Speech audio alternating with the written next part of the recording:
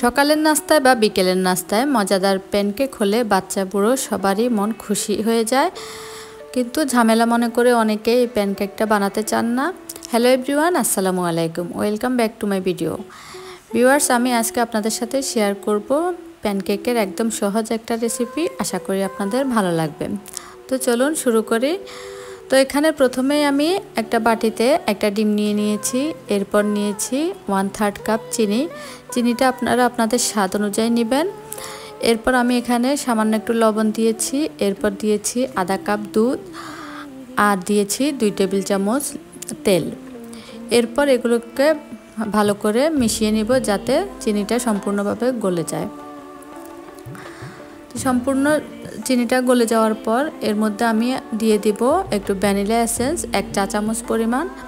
এরপর এর মধ্যে 1 কাপ পরিমাণ ময়দা দিব আর দিয়ে দেব 1 চা চামচ বেকিং পাউডার। তো এবার আমি ডিম দুধের মিশ্রণের সাথে ময়দাটাকে খুব ভালো করে মিশিয়ে নেব যাতে করে কোনো লাম্পস না থাকে আর একটা স্মুথ ব্যাটার তৈরি হয়। তো আমার ব্যাটার তৈরি হয়ে গিয়েছে আর আপনারা দেখে আশা করি বুঝতে পারছেন আমার ব্যাটারটা কতটা স্মুথ হয়েছে। তো ব্যাটার তৈরি করার পর আমি ব্যাটারটাকে 5 মিনিটের জন্য ঢেকে রেখে দেব। এরপর প্যানকেকটা তৈরি করব। তো এখানে প্যানকেক তৈরি করার জন্য আমি ফ্রাইং প্যানের মধ্যে সামান্য একটু তেল দিয়ে একটা টিস্যু পেপার দিয়ে তেলটাকে পুরো ফ্রাইং প্যানের মধ্যে ছড়িয়ে দিচ্ছি।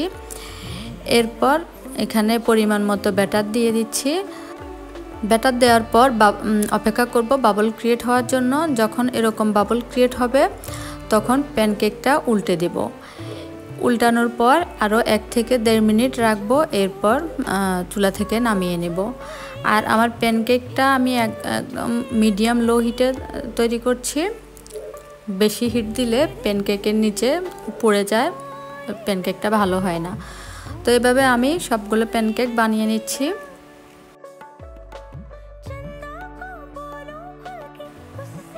তো আমার সবগুলো প্যানকেক বানানো হয়ে গিয়েছে আর এই পরিমাণ ব্যাটার দিয়ে আমার 6টা প্যানকেক হয়েছে।